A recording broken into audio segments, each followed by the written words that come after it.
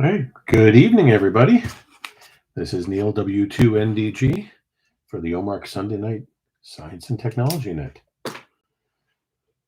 Let's pause and see if there's any emergency or priority traffic.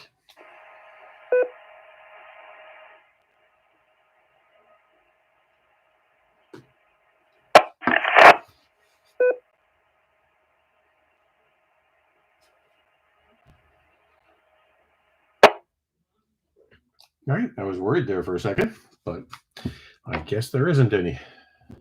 Okay. So once again, this is Neil W2NDG on 146.805 megahertz with a negative shift and a PL tone of 103.5. We are also streaming on YouTube, and that can be found by searching YouTube for W2NDG Science and Technology. We meet here every Sunday night at 8 p.m. to discuss science and technology, not necessarily things related to ham radio, but things that interest us from the worlds of science and technology. And we definitely run to the fringes here sometimes. So it's always an interesting topic. And I am usually joined here by my cohort, Jim, K2BHM, who hasn't been with us for a while. And Jim is back tonight. And that's actually the subject of tonight's net. Let me drop. So Jim had suggested maybe doing a review and discussing the things that we discussed while he was away.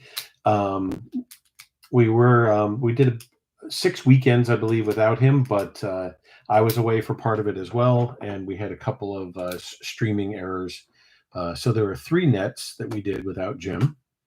One on dreams, one on creative thinking or thinking outside the box, and most recently one on food preservation and its effect on our lives and history.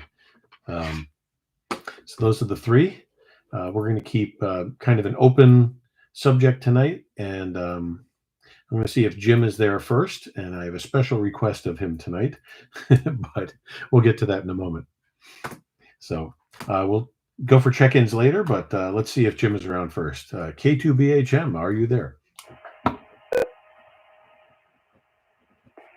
Hello, radio.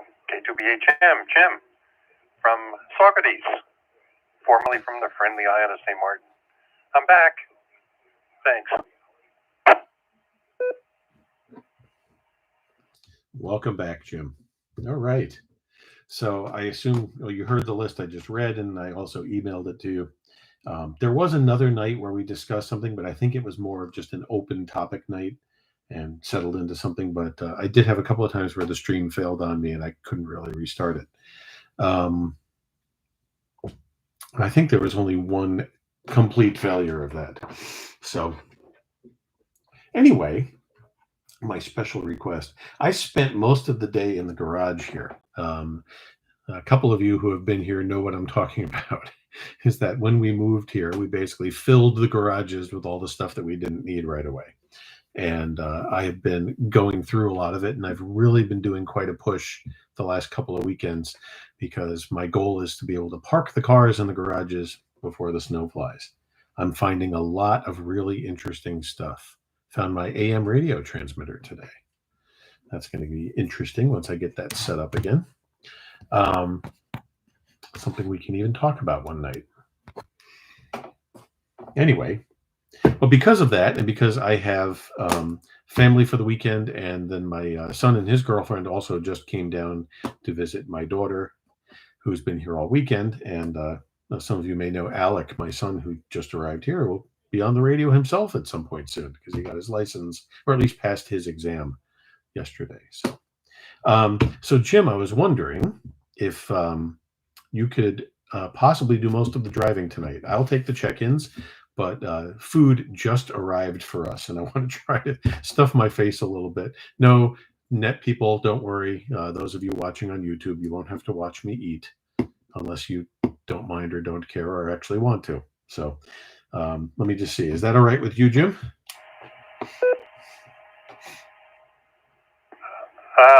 Just finishing the last bites of my dinner, so give me a minute. Do I need to take a list so I know who's there? No, I'll do that. I'll handle the check-ins, and I can start things off. I'm just gonna, at some point after I do the check-ins, I'm gonna go grab a few slices and probably block the camera for a bit, so everybody can still hear the net. But I'll still be here for commenting and everything. I just, no munching on the air, right? So we can do check-ins. But is that all right with you? Yeah, we'll make it work one way or the other. It's kind of a strange night for me, but oh God, I got a lot done. And once again, to a few of you who have been here, and I know Jim was, I did get a car in one of the garages today. It was pretty amazing. So, and the parts wall is ready to go into the basement. I can't do it myself. So, anyway, we're going to take check-ins, and like I said, we're going to go back over a few things that Jim missed, and maybe some of you weren't on for those nets, and you'd like to go back over things or what have you. So let's take check-ins, and you check in by giving me your call sign, your first name, and your location. Please come now. N3UIQ. Where am I? Paul. In the car.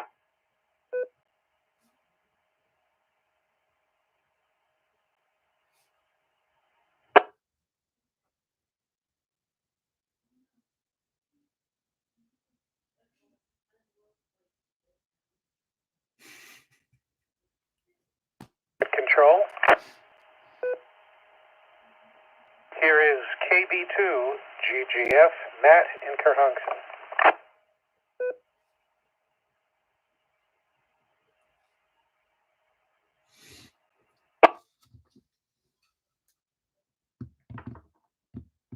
This is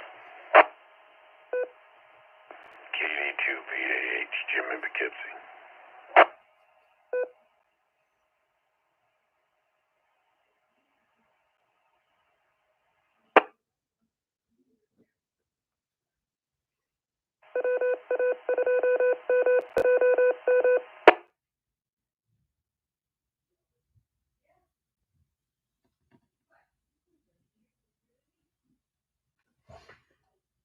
All right, I've got Paul, N3UIQ, Matt, KB2GGF, and Jim, K2VAH.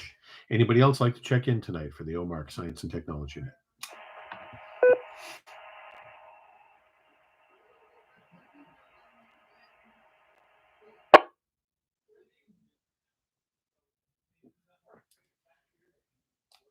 All right. So tonight, in addition to and Jim, I'm assuming this is what you meant by your suggestion of what to do. Let's see.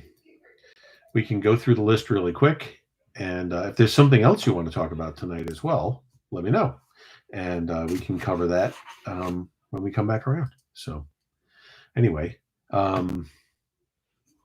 let's see. And that's what you meant by hopscotch, right, Jim?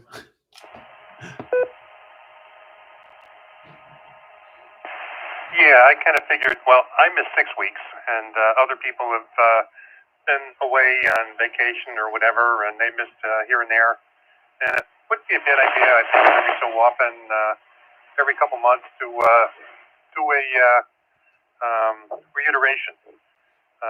Pick a couple of topics and see if people want to add something to it that they had a chance to think about, or people came on that didn't catch it the first time, and give it a second go around and see what happens.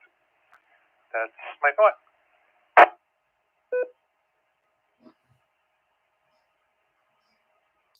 All right, perfect. Let's see.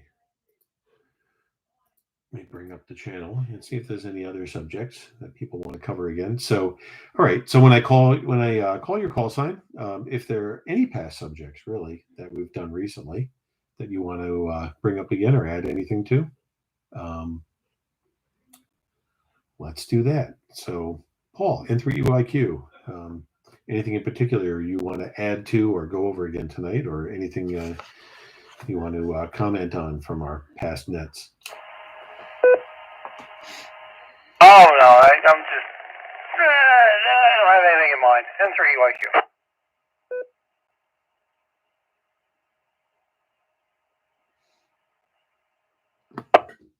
All right, no problem. Matt, KB2GGF. How about you? How about me? Hey Neil, hey Jim, hey everybody, KB2GGF. I particularly found the discussion about dreams to be very interesting. And, thinking about solutions to complex problems in your dreams and the other tangents that led off of that. So I wouldn't mind doing a little of that. Back to net, KB2GGF.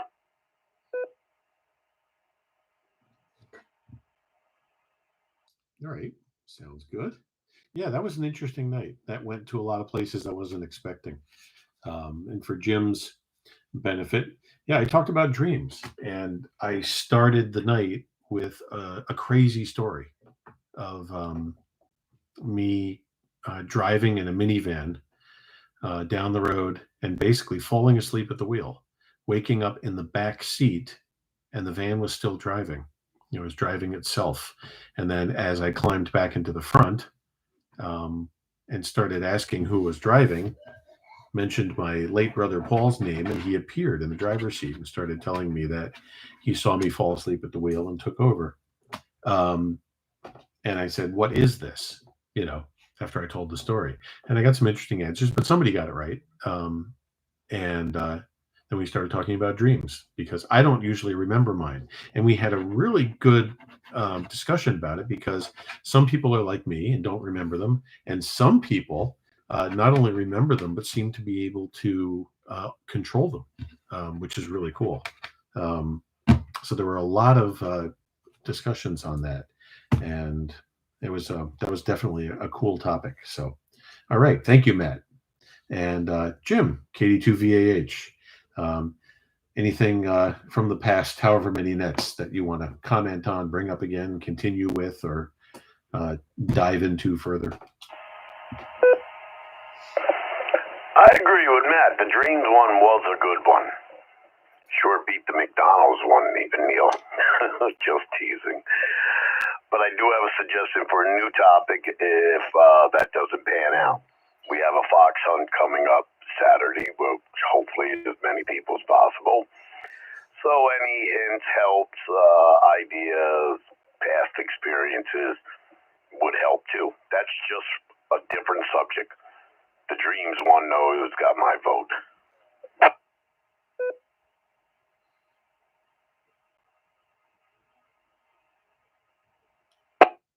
That's fine. I have no problem talking about transmitter hunting a bit. It's a favorite subject of mine.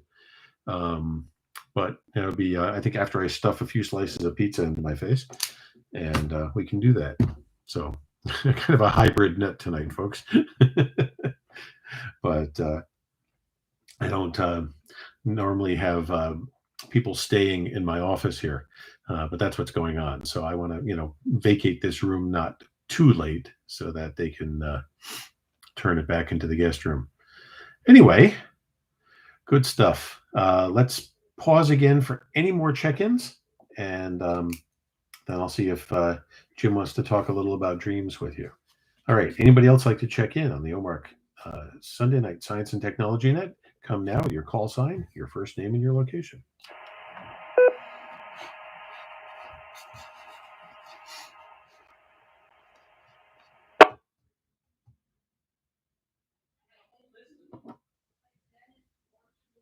All right.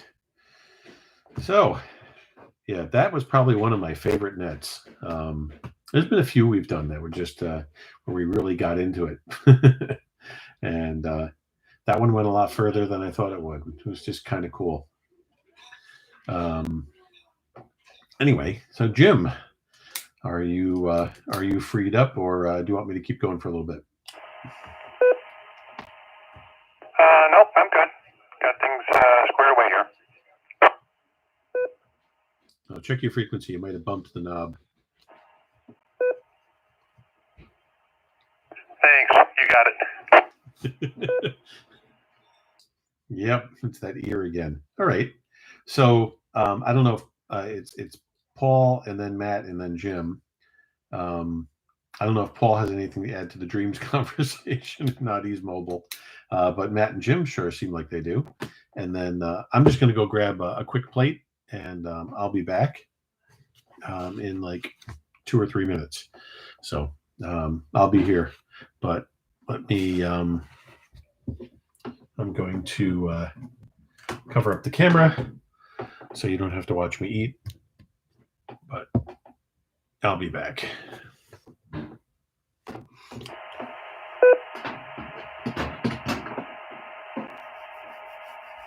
Okay, I guess I got the driver's seat. K2BHM with the Sunday night technology net.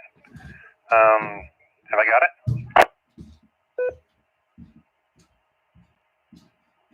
Sounds like it. Okay. We've got Paul, Matt, and Jim here. The topic du jour seems to be dreams. Anybody want to add something to the conversation? I missed what the original topic was, the original presentation. But if somebody wants to start things off before I add my 2 cents in, or I can just add my 2 cents in. Your call. Let me open up the mic and see who has something to add.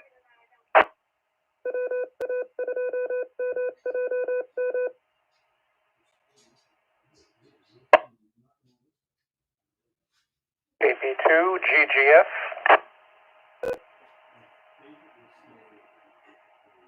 Go ahead, Matt. Floor is yours. Thanks, Jim. Well, I was thinking about so-called lucid dreaming, where in your dream you can think things and change the outcome of what you're dreaming. Direct your dream almost, as Neil was saying. Because I find I don't dream often, but I do remember some of them, and it seems to me often in my dreams that the way I can sort of control it is I'll be thinking. Usually, there's someone else in the dream, and I'm involved in something going on, and I'm thinking things to myself like, why doesn't he do it that way? And the guy will say to me, let's try it this way, sort of thing. Like my thoughts in the dream become action on the other person's part, which is sort of an interesting dynamic, I thought. But the whole idea of lucid dreaming and just being able to control your dreams is kind of interesting. Back to you, Jim.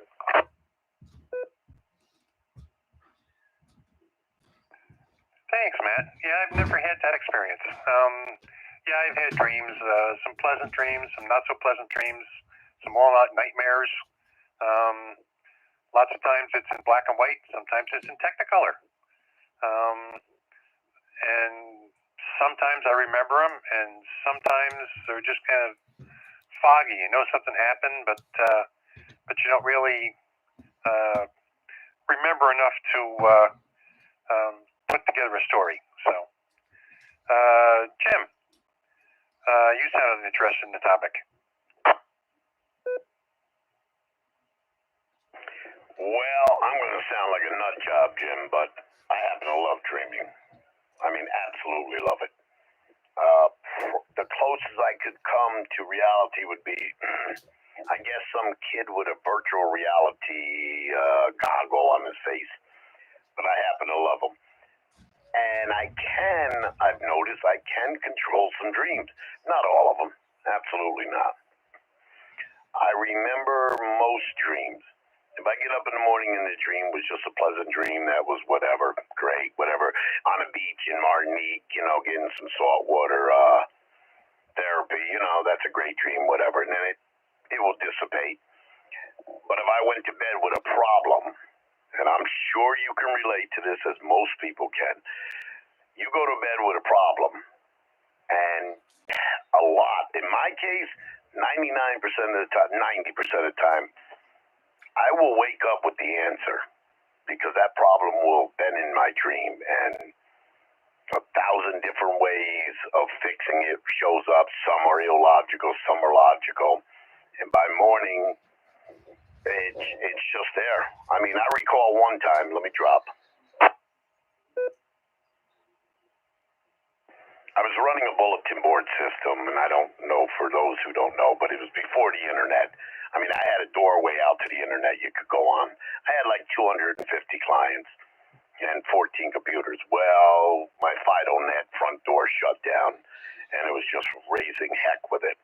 I literally spent 3 days up with coffee, cigarettes, sometimes in a bathrobe, sometimes in something that looked like pajamas, trying to fix it. And for the life of me, I couldn't. I was finally exhausted, went to bed. In that dream, the answer came to me. I got up 3 hours later. My wife was like, "What are you, nuts?" Right back at the computer, fixed that problem within 10 minutes. The whole system was back up and running. And those 15 phone lines I had coming in stopped ringing because once they could get back on the system. Anyway, I happen to love dreaming, and I remember most, unless it was just a pleasant dream, like a vacation. Anyway, back to net. I know I sound like a lunatic.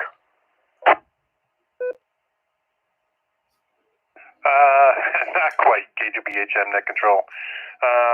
But before I throw my 2 cents in, that's going to corroborate your stories. Let's see if Paul wants to add his 2 cents in. I don't know about that one. Hang on.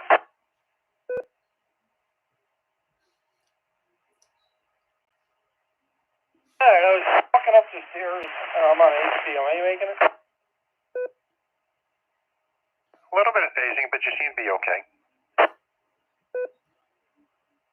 All right, well, let's see. This might be better. N3 EYQ. Dreams. I've had some interesting ones. Ones where I'm flying over the backyard, and here and there, and ones where I crashed choo-choo, ran trains on roads. Oh, I don't know. I don't know. There's all kinds of crazy things. Ones with swimming pools in them. I've had all kinds. And 3 UIQ.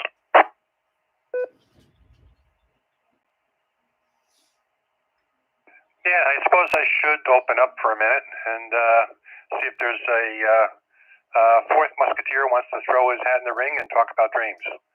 K2BHM with Neil, W2NDG, in the group on the Sunday night Science and Technology Net. Topic is dreams. Anybody else out there?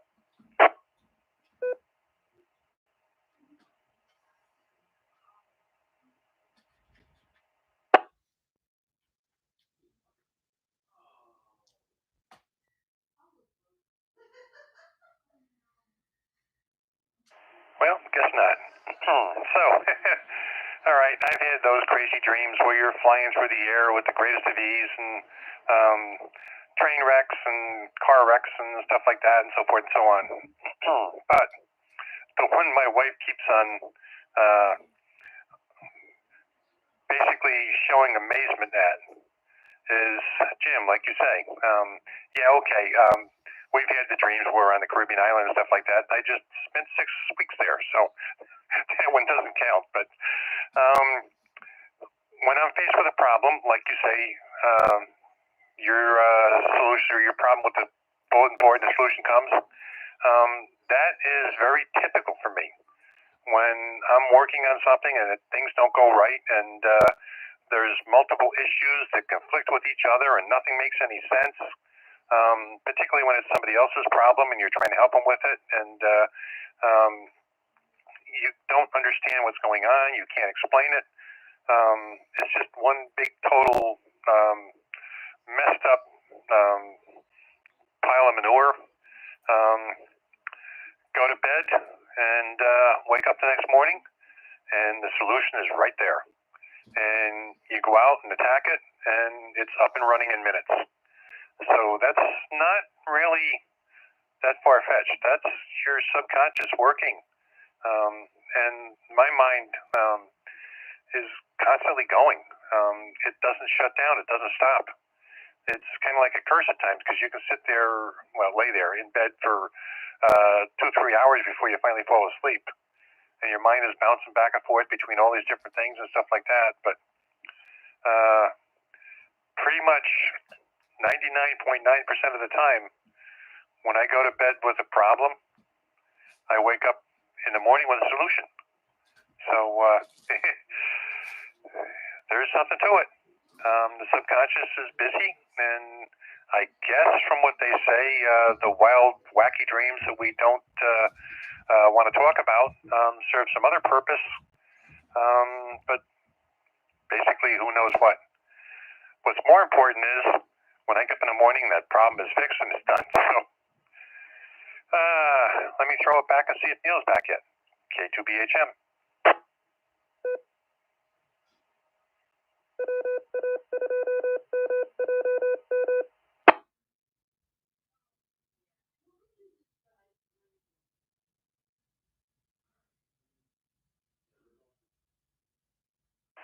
Nope, sounds like that pizza's being devoured. Anyhow, let's toss it around again. Any further comments on the topic of dreams?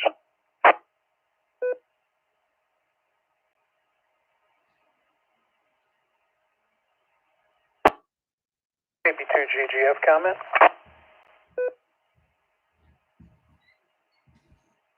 Go ahead, Matt. Well, I don't often come up with solutions from dreaming, but I do on occasion come up with solutions from daydreaming. I'm pretty good at just putting down what I've been working on and thinking about, looking out the window and letting my mind wander. Something that my teachers pointed out to me a lot in school and several employers as well. But the time wasn't always wasted. Often, a solution would dawn on me out of the blue. And I think when you're too focused on a problem, sometimes you can't see the forest for the trees. So stepping away from it sort of resets your mind, reboots your thinking, and allows you to come up with a solution.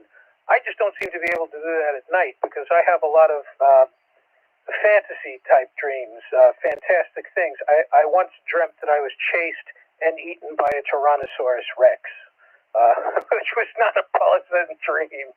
But I don't think it was literally about that. I don't want to get all psychological and Freudian and all that, but I think often dreams are ways of your mind trying to get you to look at things from a different perspective, which probably works for getting an answer, yeah, but I just don't seem to be rooted in the practical world when I'm...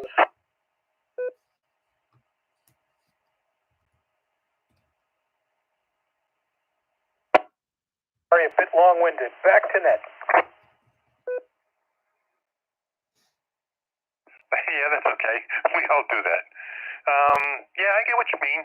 Sometimes setting something aside and going to do something else will give your mind a chance to, in the background, do some processing. And even though you're thinking about what you're doing now, the mind is still thinking about that other problem. So yeah, daydreaming does work. But I daydream while I'm trying to fall asleep. So,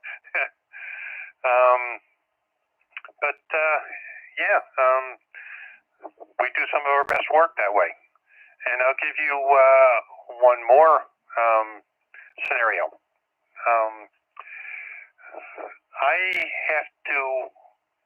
I'm being called to teach you something about a certain particular topic.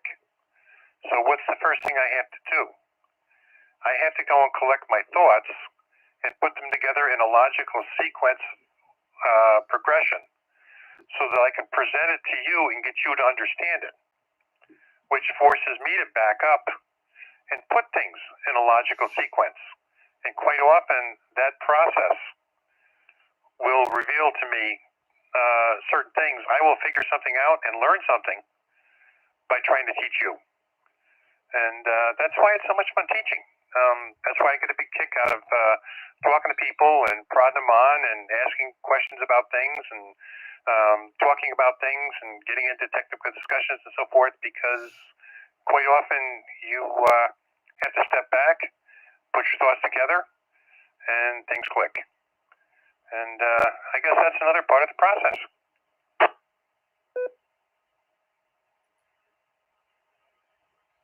think so. And it's really pretty remarkable because, I think you're right about part of your mind is working on the problem while you're attending to other things. And geez, if only we could understand the way our minds worked better. By golly, we could do more things.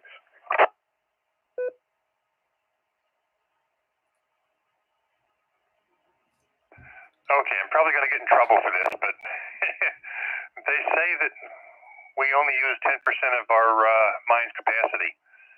And I'm looking at some of the people out there driving today and so forth and so on, and some of our politicians saying that, no, 10% is being very generous. It's probably like 1% or 0.1%. Oh, God. Anyhow, Jim, speak up. What's going on? What's your thoughts on this? K2BHM, net control. Well, I've had insomnia problems forever. I was just never a person who could sleep well, much less sleep at night when you're supposed to sleep.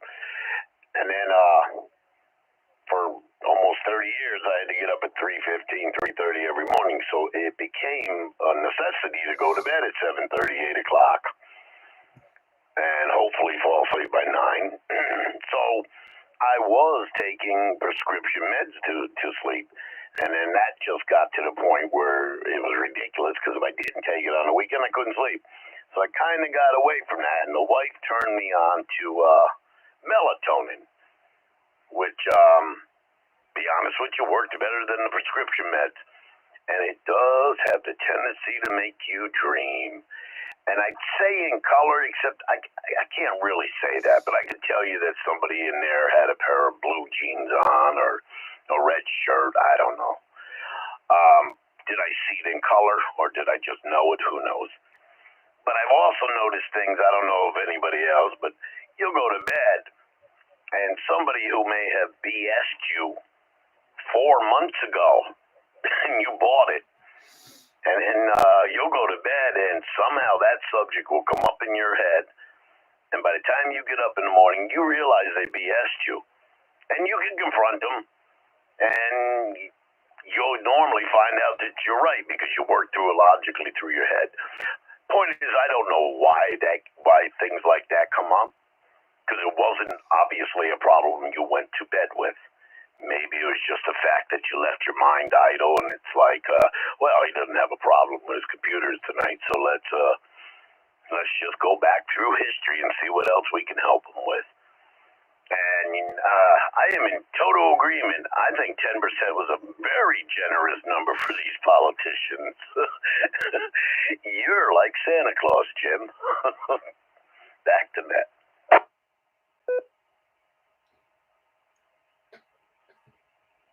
I'll give you that one. Thanks. Paul, give you a chance to comment, and then we'll open it back up and see if there's anybody else out there. K2BHM, net control.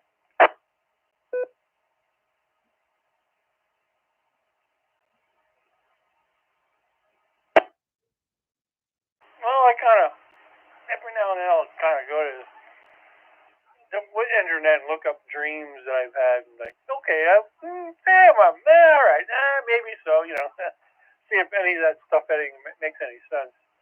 Freudian kind of stuff, and 3 UIQ. W2NDG is back. Okay. Let's see if there's anybody else out there that would like to join the conversation. K2BHM, net control with W2NDG. Finishing his pizza.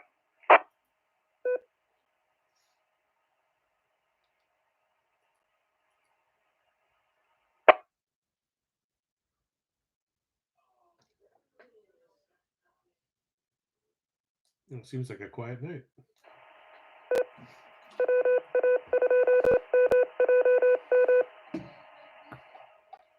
I count the repeater as a check-in? I wonder if it dreams. Yes, in binary. comments, Neil. I don't know if you've been reading the mail or whatever, but give you a chance to put your 2 cents in. Well, I was listening on and off while I was out. The family is loud and rambunctious today. Other than the story I'd related, one of the things I talked about was the fact that I don't remember most of my dreams, and it's a shame because the ones I have are frequently very Monty Python-esque. They're just very strange.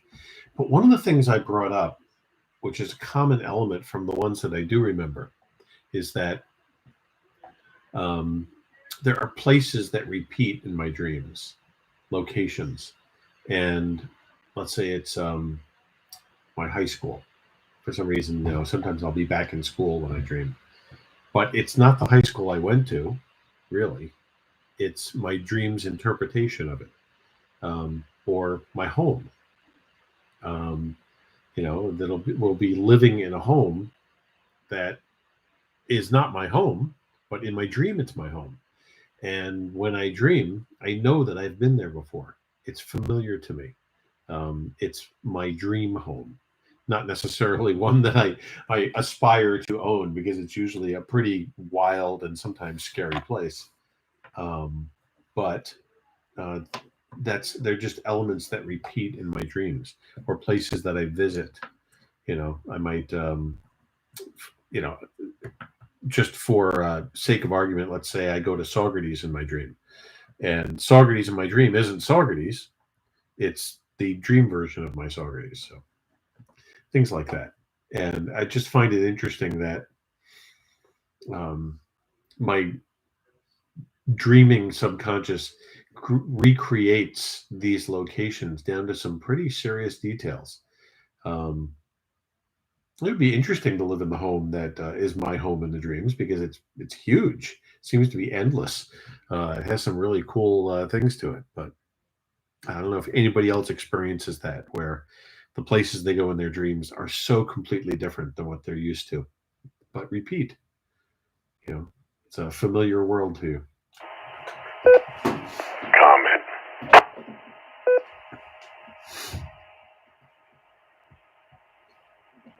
Go ahead, Jim. This has nothing to do with Neil's dreams, but I'm not a believer that you or anybody else can interpret my dreams, same as I can't interpret your dreams. And you do have people out there. You have people out there with PhDs, who will doctorates that will tell you they can interpret your dream. I'm not a believer in that.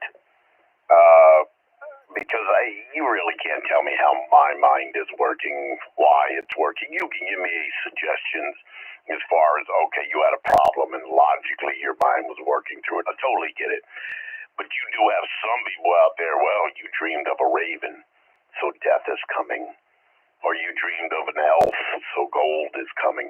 I don't even know where I made that connection, but maybe pot of gold with elves. That would be leprechauns, though. But anyway, I don't truly believe anybody can interpret anybody else's dream. I believe the only people who can interpret their dreams are themselves, after a lot of soul searching, for lack of a better word. That was it. Back to that.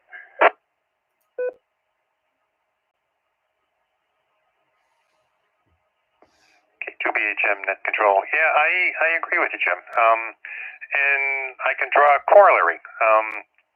My doctor decided that my blood pressure was a bit on the high side, and even though I was already on one medication, he wanted to supplement it and get it down to their standards. So he put me on this other medication, very common, very popular, so forth and so on. It didn't lower the blood pressure, and I got all the side effects. So he took me off of that one, put me on another one. Another very common one, very successful. Didn't lower the blood pressure. I got all the side effects. Third one, same thing. So it's like medications. Yeah, they're supposed to do this, but it's up to viewer discretion. This medication may work for you. It may do something totally different. Um, basically, that's why when they put an advertisement up on the TV for a medication, there's 20 minutes of legalese about potential side effects. And even a simple aspirin can cause anything from excessive flatulence to death. And I don't see where dreams would be any different. Your dreams are personal and solve your problem and serve your needs, and not necessarily open to discussion or discretion or evaluation by somebody that didn't live your life. So I think you got something there. With that, let me open it back up and see who else wants to toss in a comment. K2BHM. KB2GGF comment.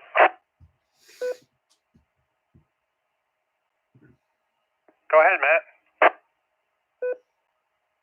You made me smile with excessive flatulence. Is there ever insufficient?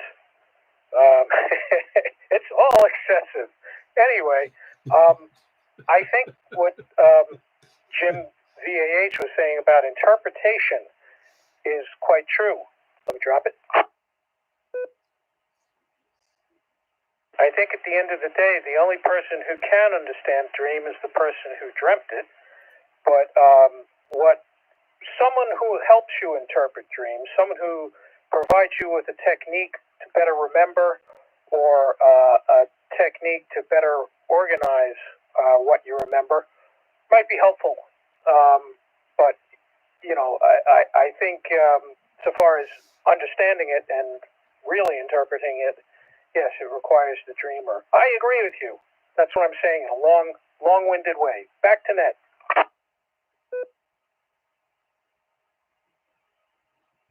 Okay, it seems like we have a common consensus of opinion here. Paul, any comments?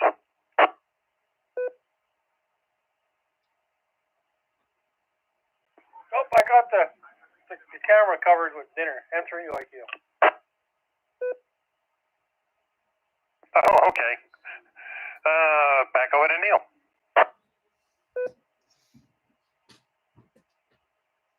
Yeah, I can see that.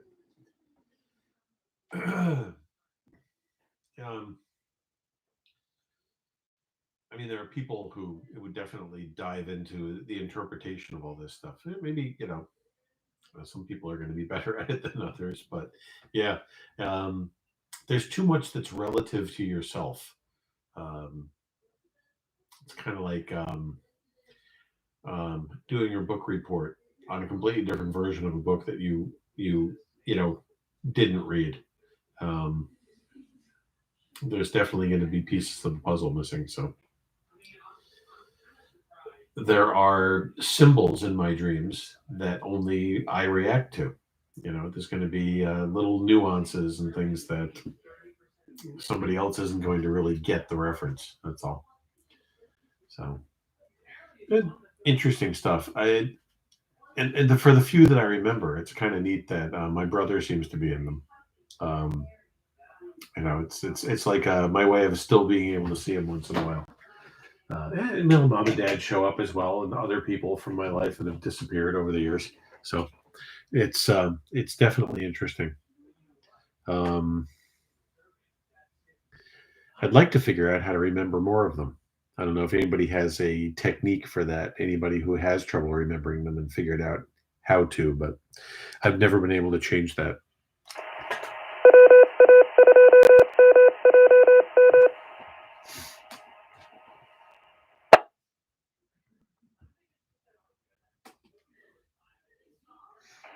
Yeah, K2BHM net control. Yeah, for the most part, most of those dreams, I don't really care if I remember or not. They don't really do anything. Case in point, my previous location, I had a house up in Cohoes, and spent about 15 years there, and wound up fixing it up and eventually selling it when I moved down here to Saugerties. And so I did a lot of work on the house. I took a single-story, single-family house and made it a two-story, put on a two-car attached garage, all new windows, siding, doors, electrical service installation upgrades, and so forth and so on. And I had no intention of moving, so everything I did in there was to the utmost reliability, because I didn't want to have to deal with things again. I wanted it done right the first time, and then when things happened, then I wound up moving and selling the house. For quite a few years afterwards, I had reoccurring dreams that there was something wrong with the house, and I had to go back there and I had to go and fix it. And I had to sneak in during the day when the people that bought the house weren't there, and fix it so that they didn't come home and find a problem. And it was totally bogus and no reason for it, and didn't make any sense to me when I woke up and remembered it, but it was still a repeating dream. I probably dreamed that maybe a dozen and a half times, so who knows? Might have been something that my brain needed to work through. I don't know. Anyhow, let's open it up, see if there's any more comments on dreams, or do we want to change the subject? K2BHM, net control.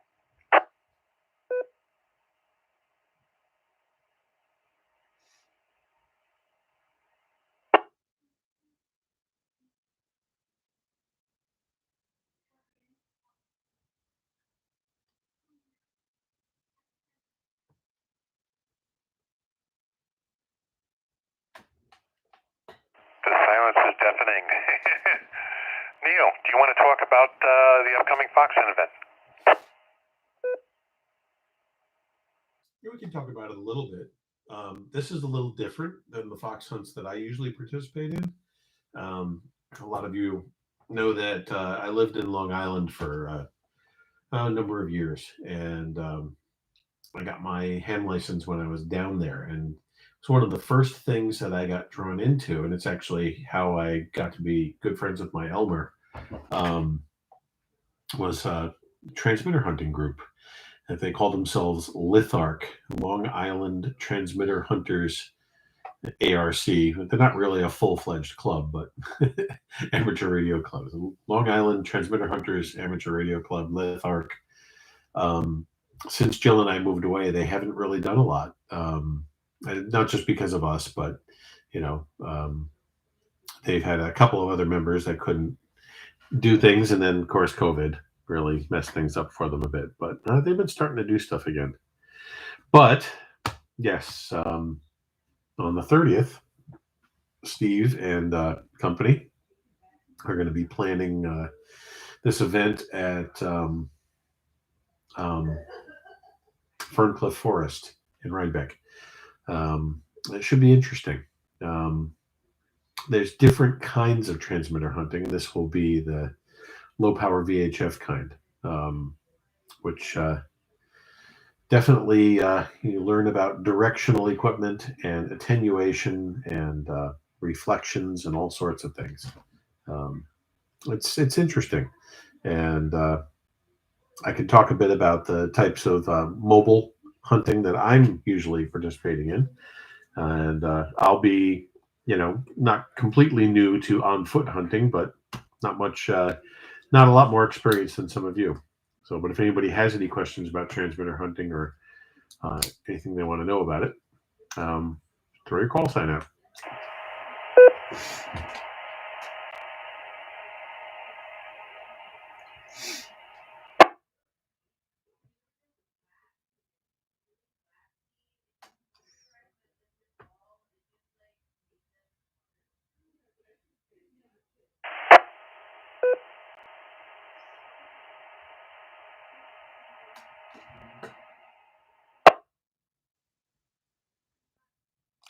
No, Jim, KD2VAH.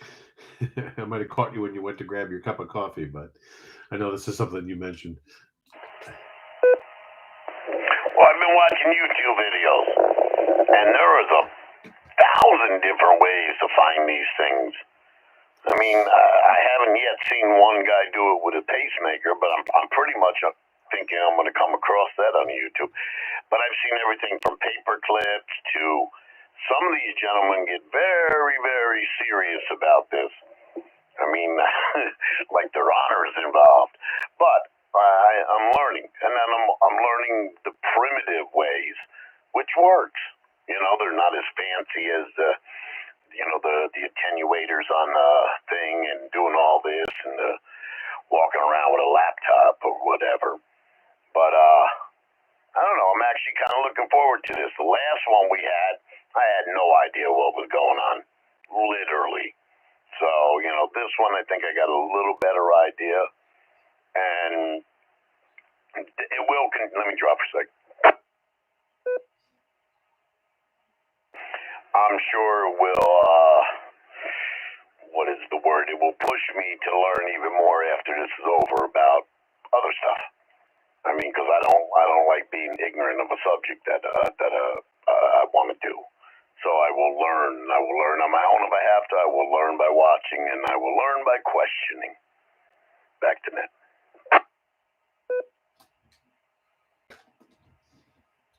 No, that's fine. When I first started doing this, I approached it from a very minimalist angle. And it was partly because I really didn't have a lot of money to spend on the equipment. And oh, yeah, people get really serious about this. And the group that we hunted with, some of these guys have spent quite a bit of money on their equipment. They have Dopplers on their cars. And a Doppler is usually a circular array of antennas, 4, 6, or 8 antennas, and electronics and pin diodes. You do a switching on those antennas, which simulates like a rotating directional antenna, basically. And the word Doppler, if you understand what Doppler shift is, has to do with the fact that when you're in motion, you can measure where something is and its relative different distance based on its measured Doppler shift. So if you're receiving a signal on an antenna and then an antenna that's several inches away and another antenna that's several inches away from that and several inches away from that, and you do math on that, you can kind of compute what direction a signal is coming from. And that's how these guys do their in-motion hunting. I didn't do that. Let me drop.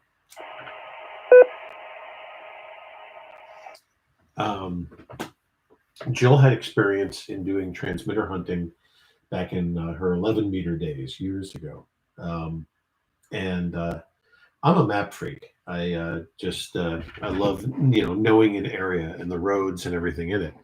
And it was a matter of using signal strength to hunt and knowledge of the roads and the features of an area.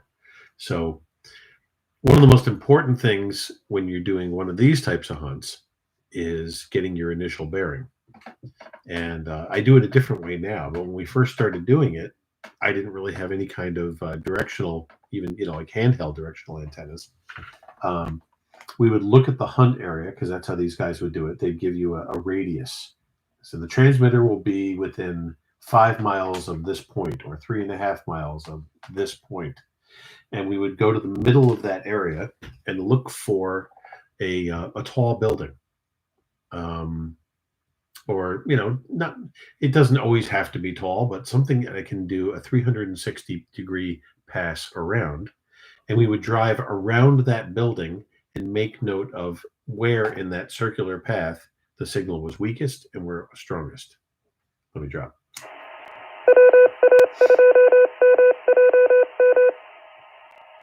W2NDG on the OMARC Sunday Night Science and Technology Net with Jim K2BHM.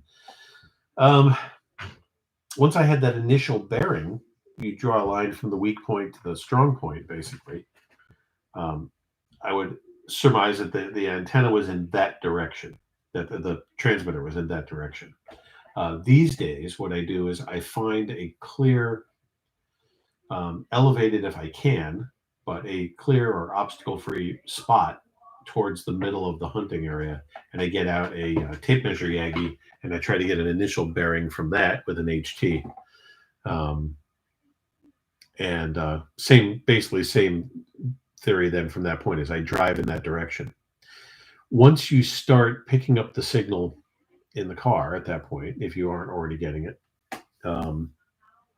you play with attenuation. Now, ICOM mobiles, it's a little feature they have, are kind of neat with this, because the squelch control isn't just a squelch control. In most ICOM 2-meter mobiles, it's only a squelch control for 50% of its range.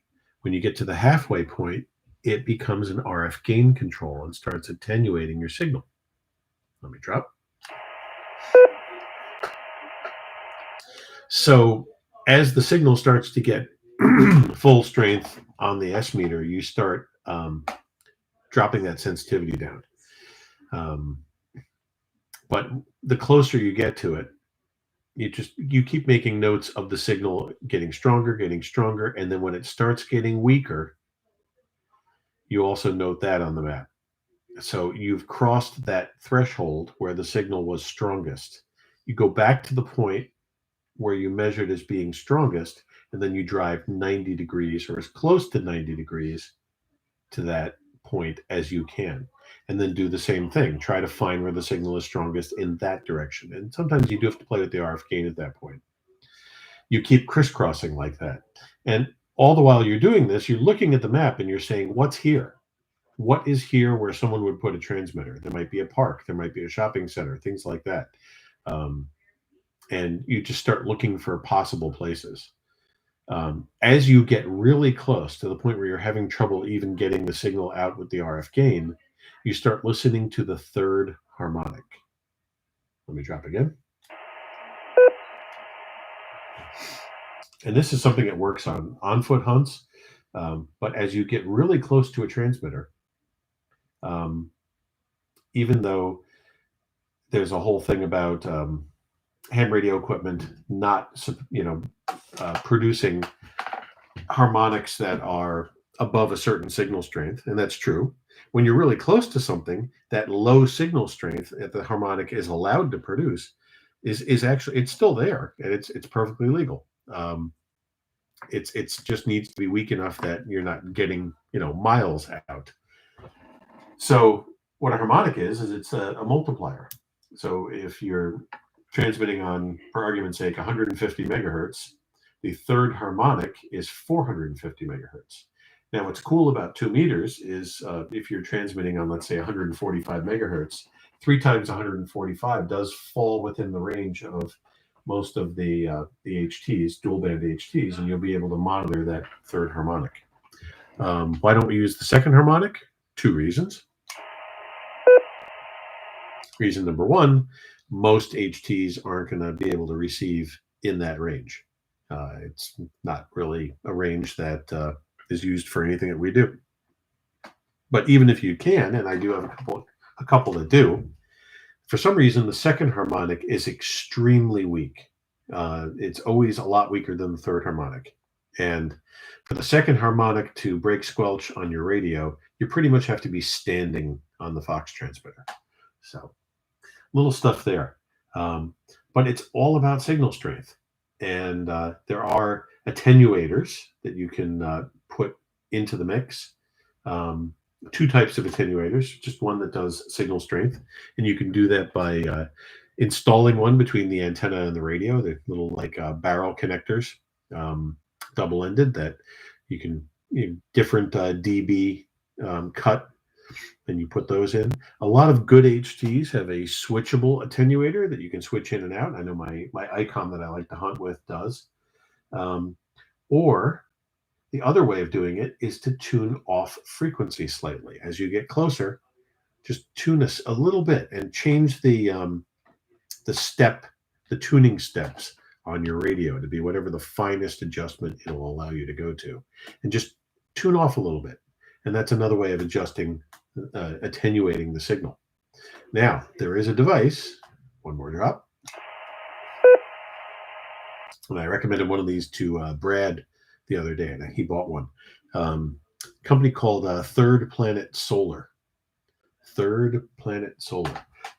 They sell a couple of different kits for the detuning type of attenuation, and they're what a lot of people do is if you make one of these tape measure Yagi antennas or buy, one of these pre-made directional Yagis, you mount this attenuator right to the boom, and you can switch it in, switch it out, and it basically detunes the antenna. Is how it's working, and it allows you because signal strength. If you're just walking in the woods with a Baofeng and you have no way to do attenuation, you're not going to find anything because the signal is going to be too strong. There's no way you can get any kind of directionality out of something if you're not cutting back on the signal. Now, there are other methods that you can do. If you don't have any of this stuff, you can take the antenna off your radio. Now, for a good, name brand commercial radio, ICOM, Yaesu, Kenwood. When you take the antenna off, you're not going to really get much of anything. But it's going to be similar to doing like that third harmonic test. You're going to have to be really close to receive anything. But this is one of the few cases where a Baofeng is actually kind of good. I don't know why, but they with the antenna off, they receive more than these other radios do. So that's one thing. Another thing is called body attenuation. And what you do with that is you take your radio after you may have already cut back on signal or not, or you're using the third harmonic at that point when you're standing in the woods looking for this thing, and you bring the radio in tight, close to the middle point of your body, stomach, chest, right around there. And you turn around slowly and you listen to the signal. Or if you can see your S meter from there, you watch that and look at where it's weakest. And where the signal is weakest, you are standing with your back to the transmitter. So that's another way you can do this. And it does work. All sorts of ways you can do it. And you have to remember one more thing with these Yagi antennas. Even though they're highly directional, they do pick up a lot off the back. So you always have to remember that you might be, receiving a signal and then another signal of almost the same strength, 180 degrees from that. So just a lot of little games we play, but you can really trick people if you want to get difficult. I'll tell two quick transmitter hunting stories of when guys really did something that really fooled everybody. My friend Lou hid the transmitter near Farmingdale, New York one time, and we couldn't find it. I kept finding different spots where the signal was really strong, but I was getting too many strange results from stopping and doing the signal strength thing. The guys with the Dopplers were having serious issues as well, and he finally had to give us some hints.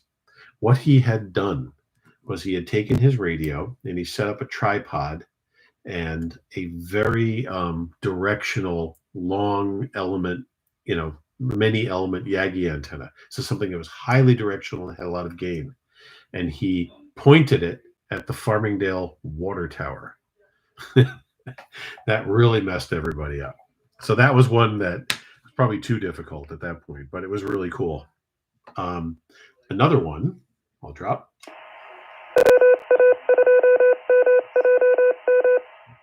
W2NDG on the OMARC Sunday Night Science and Technology Net. Another one, Jill and I actually came in first place, and came in first place with a very long margin before anybody else showed up. And the reason is because the way they had hidden the transmitter, the Doppler people couldn't find it. And they couldn't find it because the signal wasn't radiating until you got really close to it, unless you went to a high point first. So because I usually start at a high point, I wasn't receiving anything in a couple of the spots that we checked. After I came off of my high point, the signal went away. So I went back up to another high spot, a really high spot, and took another reading, and it pointed towards the same area of where we were hunting as my initial reading. So I just drove in that direction. I kept driving in that direction towards the intersection of those two readings, and then it started coming alive again, and I heard it. What they had done was they had put the transmitter in a large metal drum, like a giant metal garbage can, in one of these parks. And the radiation pattern was like a mushroom. It went straight up and then out. So the only place you could hear it was either right on top of it or from a really high point further away. Really crazy stuff. But you learn, and the more you do these, the more you learn.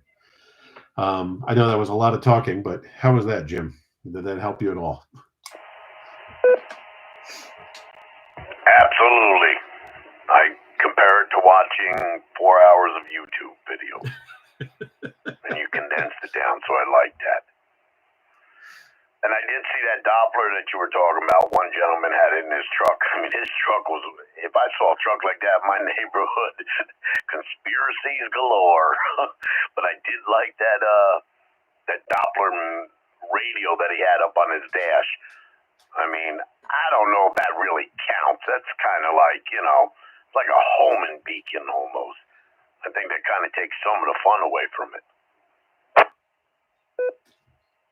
I'll say one more thing before I draw other people into the conversation here. But when I asked Steve why he wasn't doing, mobile hunts this time, and he said, well, the equipment that, you guys use for your mobile hunts is, people up here don't have that. Nobody up here has that equipment.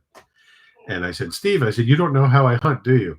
When Jill and I first started doing this, we were using the $5 garage sale radio that my brother had found, and one of those micro mag mount antennas that you make fun of, Jim. That's all we used. That and mapping on the phone. And I use slightly more sophisticated stuff now, but I have never used a Doppler.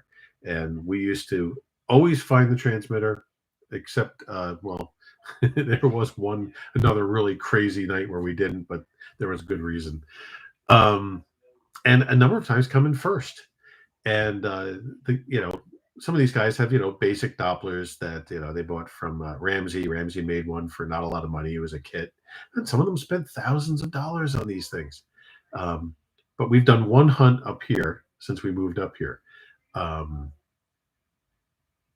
Beacon and QSY did a hunt, and we came in second place, second to the West Point Cadets.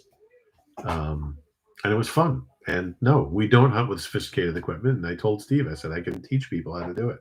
So I'm hoping that the next time we do this, we at least start with a mobile hunt, because that's cool. The way the guys down there do it is they do a mobile hunt. If they finish early enough, they do a second one really quick. But, either way, after the first or second one, whatever they decide is the end, then everybody meets at a diner and has food and, just chats the rest of the evening. So a lot of fun. Any other comments from anybody on transmitter hunting? Jim, K2BHM. Thanks, Neil. Jim, K2BHM. Went a lot on my bailiwick. I never went fox hunting per se.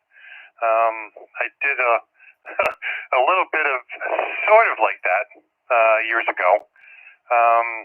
I had I have my commercial radio telephone license.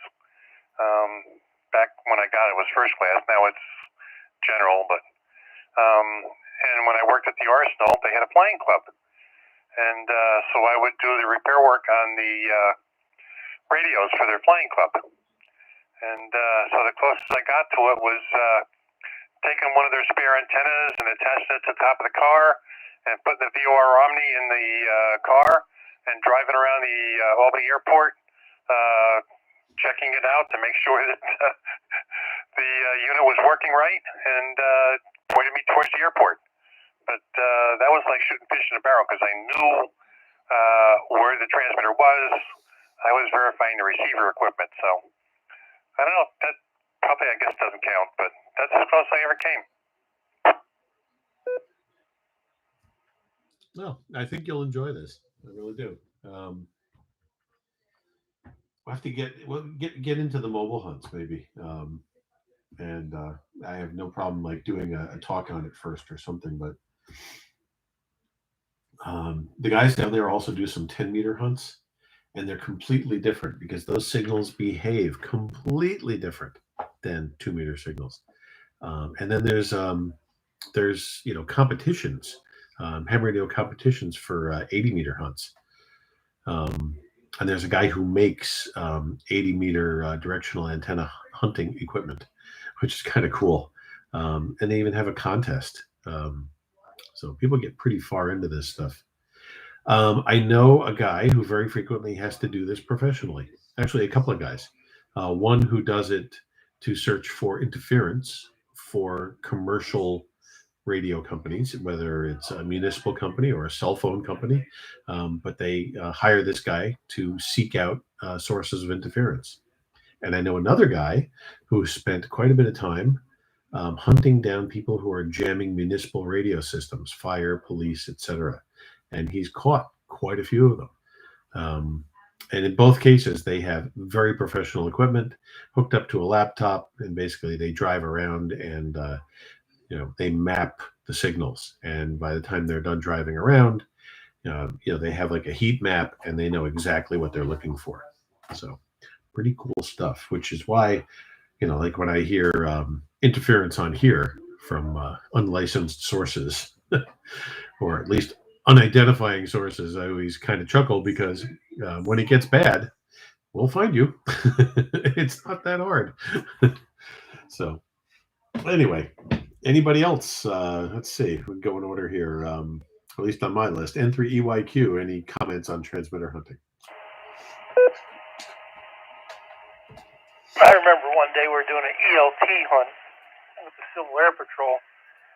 And I was like, oh, they're doing one today. So I kind of wasn't tuned into their frequency. I forget where. I knew they were doing it up in Woodstock somewhere. So I was like, all right, I can hear the thing. And kind of, all I had was an HD, a little HD, and watch the signal strength. And okay, it's getting stronger, it's getting weaker, Okay, where would it be? Put two and two together, and it ended up being in an old airstrip. And okay, now where do you look? Everybody's looking all over the place with all this fancy equipment. And here I do the little body thing you're talking about. And lo and behold, it's like I was coming from, looks like that shack over there. Walk into the shack, look around, like, okay. Walk back out and said, okay, Larry was running the thing, N2GJF. So I found it. He just kind of shook his head and said, yep. Oh, cool stuff. We've had incidents occur, during our hunts, where somebody finds the transmitter who wasn't intended to find it. But we did get detained by the police one night. And luckily, the guy who had hidden the transmitter came and talked to them a bit, and he had a wallet full of government IDs. Was able to take care of things for us. But apparently, we were sitting in front of the house of somebody rather important, I guess, and they didn't like people hanging out in front of their house. You have to be careful when you do this stuff. Signal strength hunting did fail completely for us one night. And I'll explain.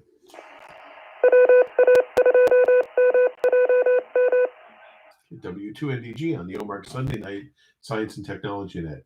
So you're driving around, you're taking samples of signal strength, and as I said, trying to figure out where it's strongest, where it's weakest. The problem we were having on a particular night, and again, it was in that Farmingdale area, was that we always seemed to be driving away from the transmitter. No matter what we did, it was always getting weaker. And basically the way these automatic transmitters work is they come on for 30 seconds, they're off for 30 seconds. Come on for 30 seconds, off for 30 seconds. And every time we had that 30 seconds on, we were always driving away from it. What had happened was that Andy, the guy who owned the transmitter, he's had this thing for years. It was made actually by someone he knew, and then he fixed it and worked on it and updated it. It's in one of these metal ammo cans, which is also another issue. Probably don't want to be hiding one of those in places where somebody might stumble on it. But anyway, let me drop.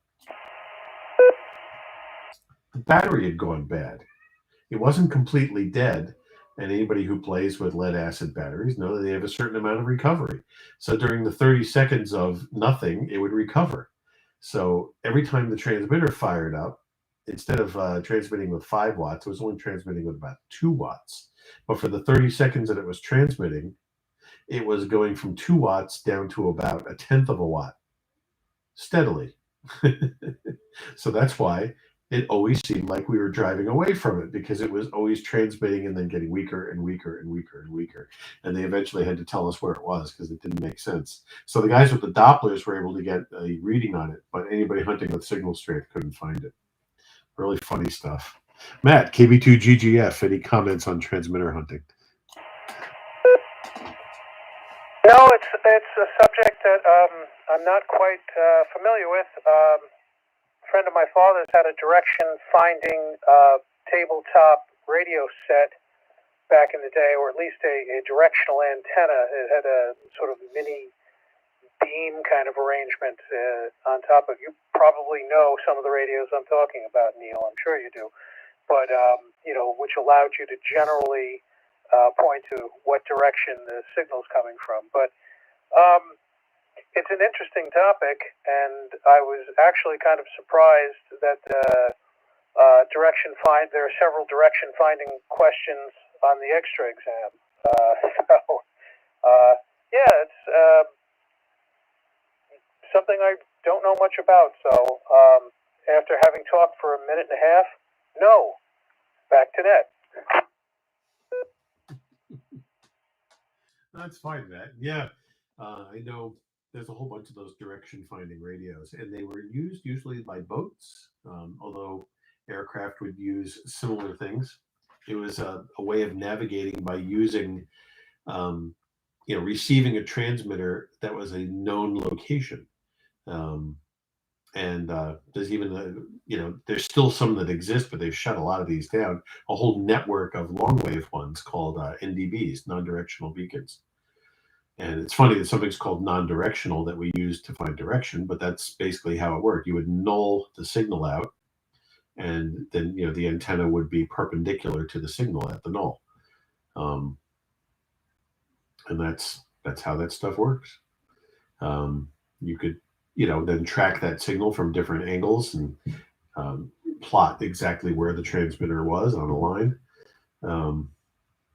Triangulation, as they say.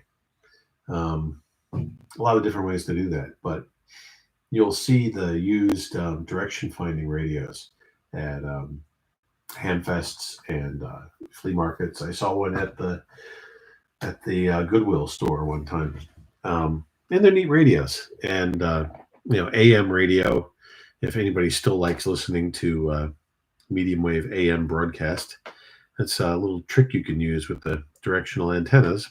A really good one, like a Sony RF2200, Panasonic RF2200 with a rotating antenna on top.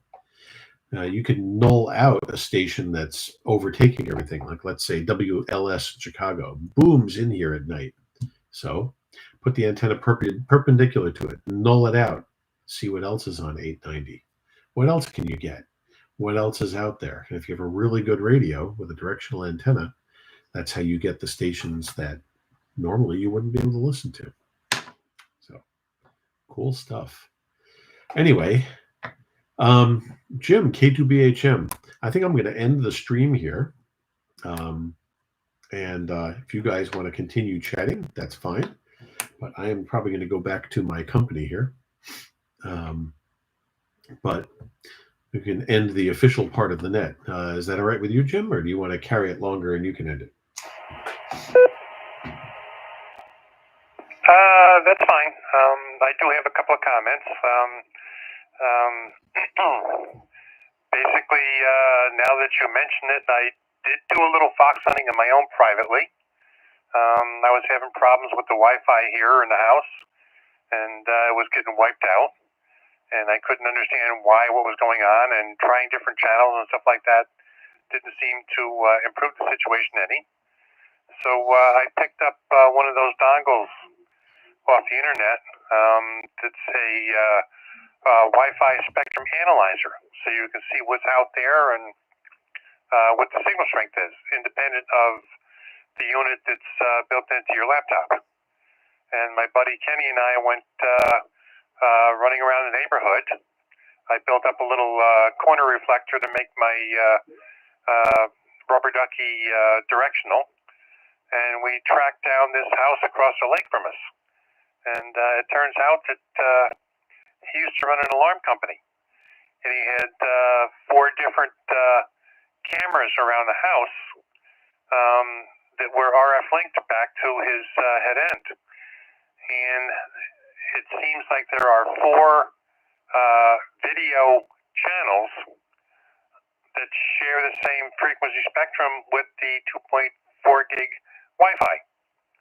And so I was able to go over to his house and ascertain that he had 3 video cameras there. And he was totally blown away by the fact that some guy came knocking on his door with a mobile spectrum analyzer telling him about his signals, which he thought were perfectly private.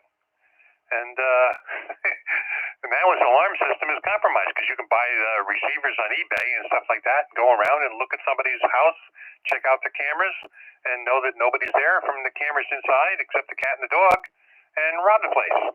So anyhow, let me drop a second.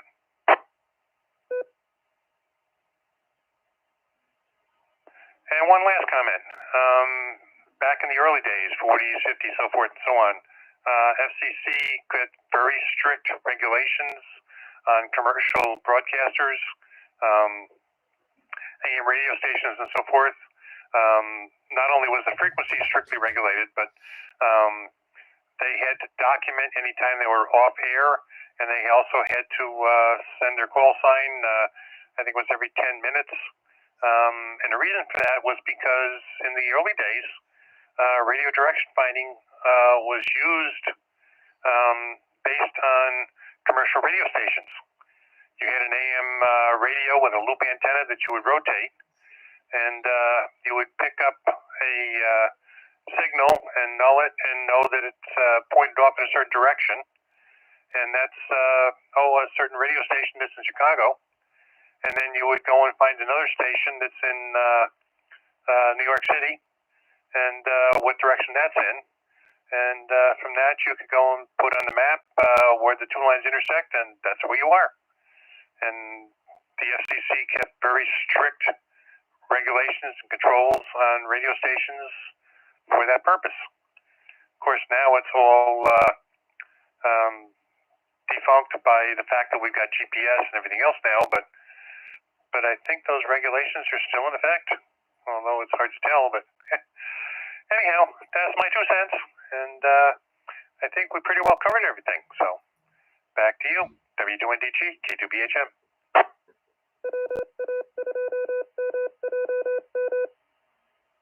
All right, thanks, Jim. This is W2NDG, Neil on the OMARC Sunday Night Science and Technology Net. And I think we're going to wrap things up here.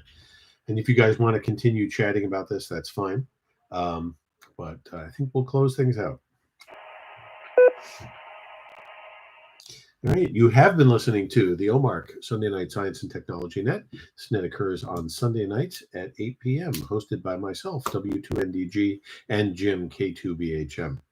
You're listening to this on the repeater of the Overlook Mountain Amateur Radio Club, OMARC, 146.805 megahertz with a negative shift and a PL tone of 103.5. This is brought to you by the OMARC Club. If you would like to join our club or find out any more information about it, you can find information at omarcclub.org, omarcclub.org. You do not need to be a member to participate in this net or any of the other nets that occur on this frequency. We do 2 daily nets, one at 8:35 a.m. and one at 6:30 p.m. 8:35 a.m. net is a roundtable style net, very casual check-in net where we just talk about what we're going to be doing, what's new, whether we need anything, need help with anything, have a problem we need help our friends solving. It's a net just to keep us social during times when we can't always be social. 6:30 net held every night at 6:30, very similar theme, slightly different format. That's a directed net, but still a casual directed net. Every Thursday night at 8 p.m., Dave, K2GLV, hosts the Thursday Night Technical Net. Technical, similar to this net, but more ham radio oriented topics, sometimes technology computer oriented topics. But Dave usually polls the check-ins on the first round to see if anybody has a particular subject or problem that they want to attack. And if not, he spins the topic wheel and comes up with something for everybody to discuss. Currently on Tuesday nights, I believe at 8, is the Undernet, the Ulster and Northern Duchess Readiness Net. This is a practice net getting us ready for emergency services nets, hopefully at some point affiliated with Aries and or RACES, the emergency services arms of amateur radio. But for now, it is a local practice net held by a rotating group of people. And it's a lot of fun. They've been experimenting a lot with slow scan TV over 2 meters, way to send images when, let's say, the internet is down. In order to do it, all you need is a cheap handheld and a cell phone, a smartphone. And the smartphone need not be working and connected to the internet. It just needs to be able to run an app that decodes the tones into the picture. Really cool stuff. Anyway, we'll be back here next Sunday. All right. I timed out right at the end of that, so I was just saying that the SSTV is really cool stuff, and we'll be back here next Sunday at 8 p.m. for another edition of the OMARC Sunday Night Science and Technology Net. As usual, I'll leave the radio on. I'll probably not pop in this time because I'm going to go hang out with my company, but I might come back on a little later. You guys want to continue to chat? Feel free to use the repeater. I'm going to end the YouTube stream now. Everybody have a good night.